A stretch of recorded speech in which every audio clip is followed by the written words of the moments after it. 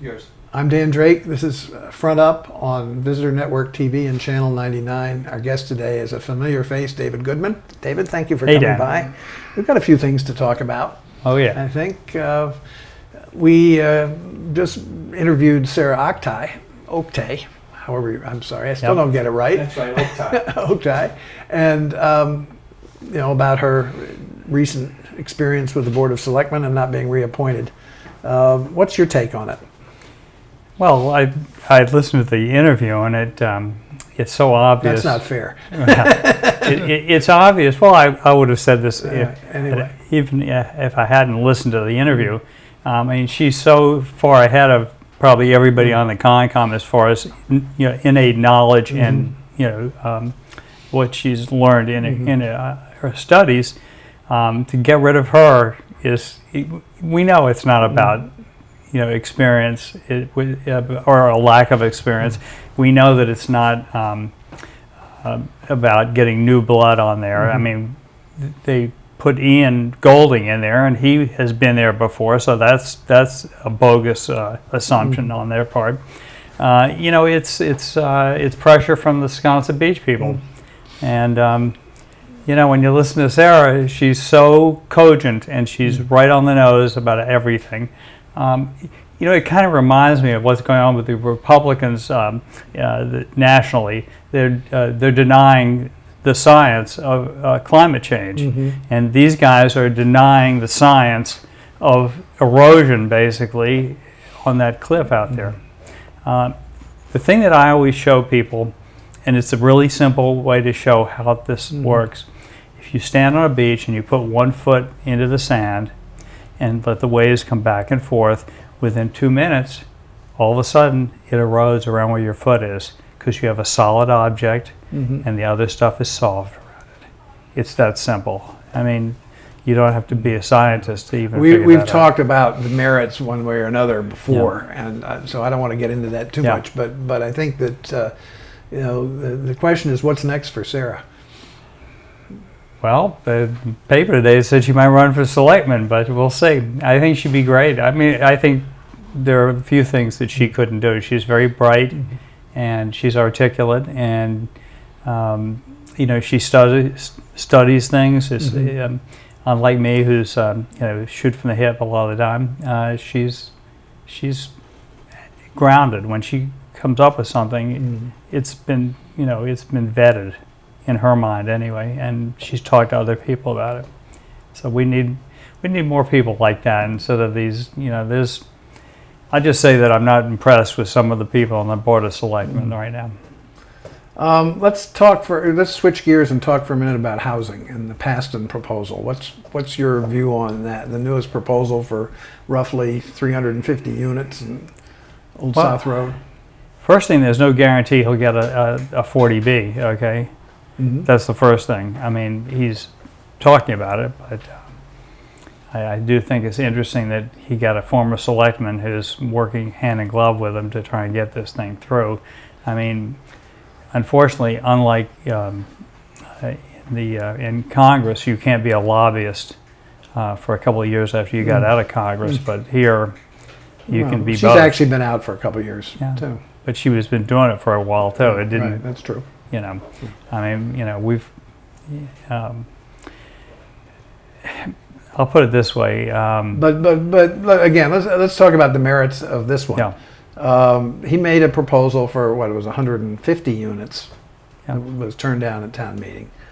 There was that night at town meeting afterwards, somebody asked him, asked the former selectman actually what was going to happen, although he was standing right there, and she said, "Well, the 40B, of course."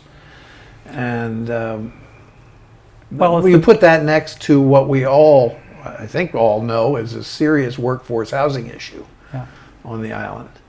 Well, it was a threat. I mean, that was the whole, and that was the point that I made at the time. The sort of the rumor going around was, if he doesn't get this, it's going to be a 40B. Well, the way I put it is, all you can do at town meeting is vote on what's in front of you. I can't vote on what might happen or somebody might try and do, because you never know, what's going to come of it.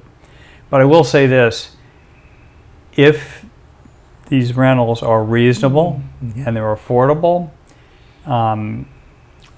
that's great. But I just don't see that they will be. I'll be shocked if they're really that affordable. My concern, frankly, is that the town, who's finally making some efforts to focus attention on the problem, and particularly in connection with the two fairgrounds property, is going to sort of say, well, this will take care of it, and therefore we don't have to do anything more.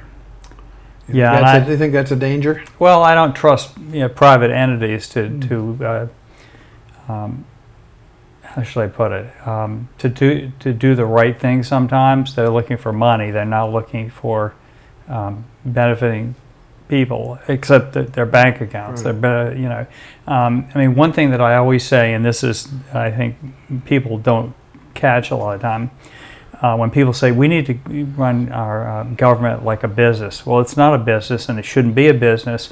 What we should do as a government is provide for what people need, and sometimes you do it at a loss, or you break even, or whatever. I mean, I think a lot of this could be done if you weren't trying to make money on it. You could make it affordable, but there's a profit margin in here, and it's going to make the difference between being affordable and maybe not being affordable. That's true, but my point was the planning board and the board of selectmen really have to be the ones who raise up the flag up the pole on the housing problem. I mean, there are a lot of nonprofits who are involved in it now. There are a lot of other people who are interested in the topic. There are clearly some private developers circling around trying to figure out how to maximize their investment if they make an investment. But it's got to take something to provide the impetus to the planning board, particularly, to take the steps necessary, not just there on Gregland Avenue, but elsewhere on the island, to provide the zoning for apartment houses. Well, I used to always think that the place that have done a lot of this would be out there at Tom Nevers, where we own all this land. And people say, well, there's no transportation. I think if you build the town build some low-cost housing out there, maybe duplexes or apartments of some sort, and if you had a sufficient amount of housing there, enough people, then you could have buses. You have the school bus bringing kids to and from school, and you could have some sort of maybe a jitney service or a bus, maybe a couple of trips in the morning, a couple in the afternoon, and that'd be a way. Again, this goes back to what I said about government shouldn't be a business. It should be providing for people, and we need to provide for these people. Right now, it's getting to the point where we have people living in these horrendous conditions, and people living in cars. But they're not. And part of the thing is, I think some of this isn't being enforced by the town because they know we need the help, and it's only the worst cases where they'll step in, and I think there's not enough people to enforce it anyway. Another subject to talk about: signs, the proliferation of signs all over the place. Yep, and well, it's visual pollution. Simple as that. They're not allowed. Most of these sandwich boards you see, these flags you see out there, and the HDC supposedly was going to do something about it recently. Not recently, it was a while back.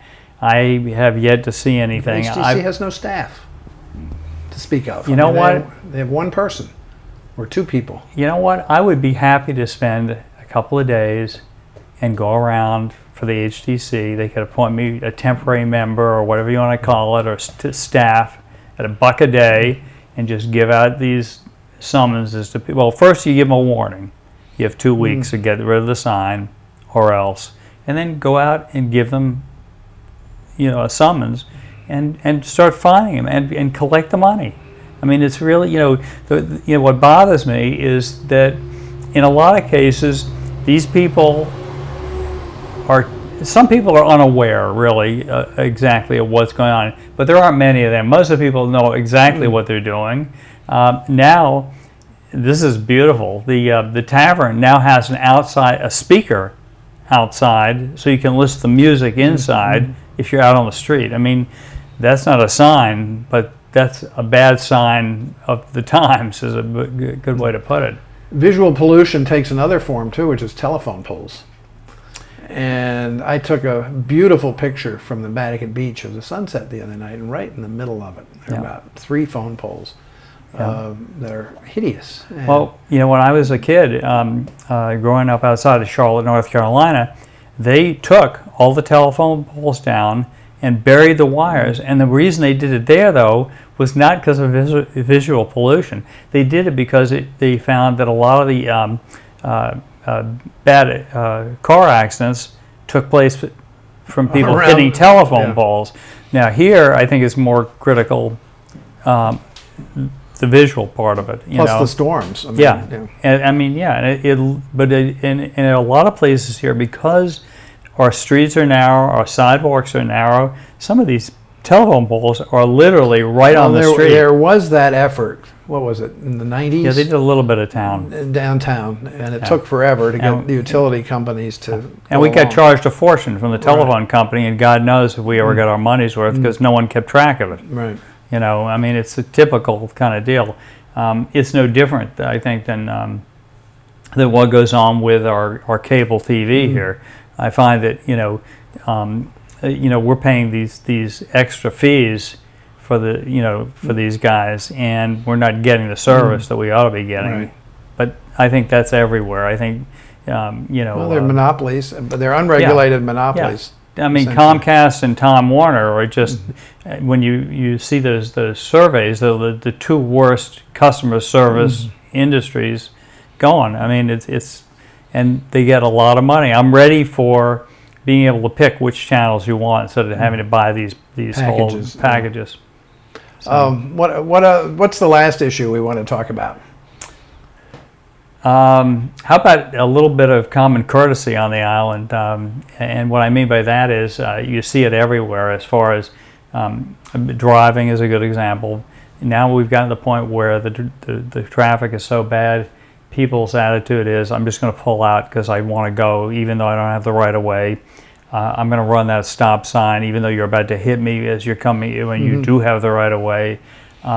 Bicycles, same thing. I've had complaints from people that are on the bike path walking.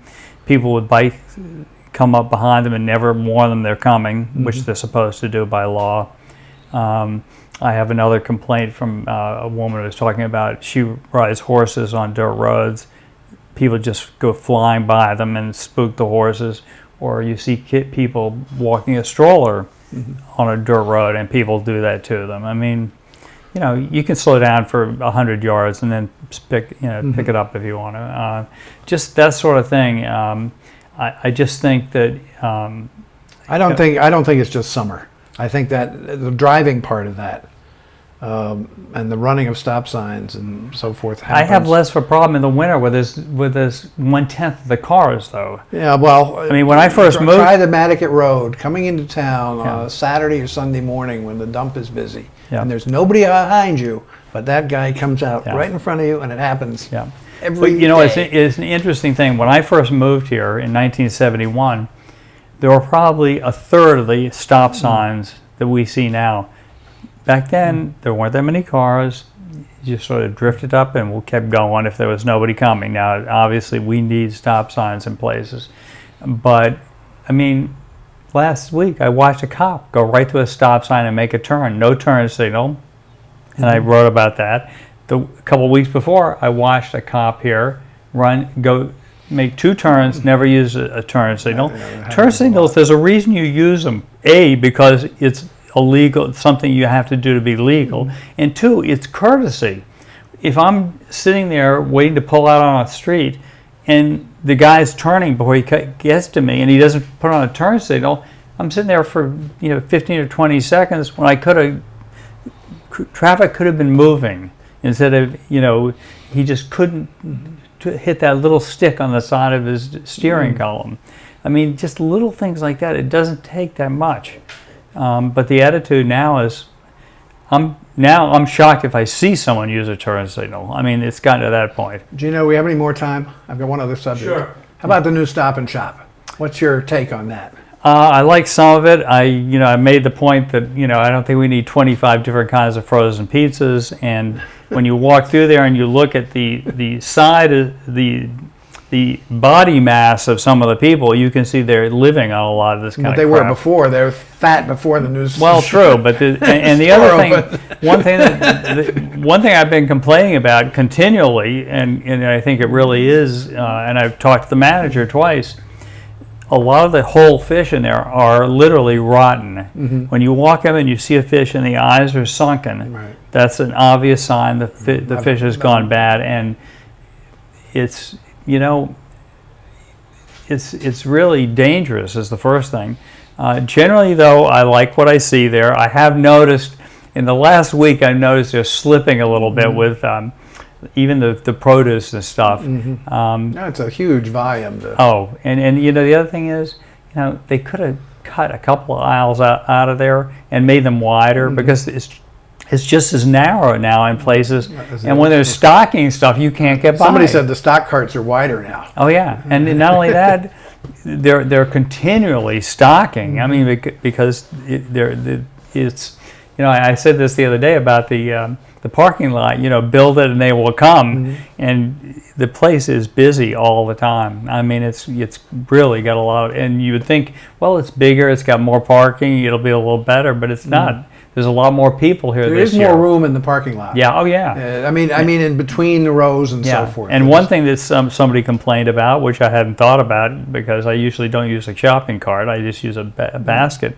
But there's no place like they have most places on the mainland where they have out in the parking lot where you can put your shopping carts. Mm-hmm. Just instead of just leaving them, on the side of the drive there. Well, the other thing I found... You got to let it go now. Okay. All right. I'm just going to make one more comment. Yeah, quickly, because we only have like a minute left. The best comment I heard was from a longtime Nantucketer who was standing there on the first day looking around in awe and said, I never realized before we lived in a third world country. Yes. David Goodman, thank you very much, as always. Okay.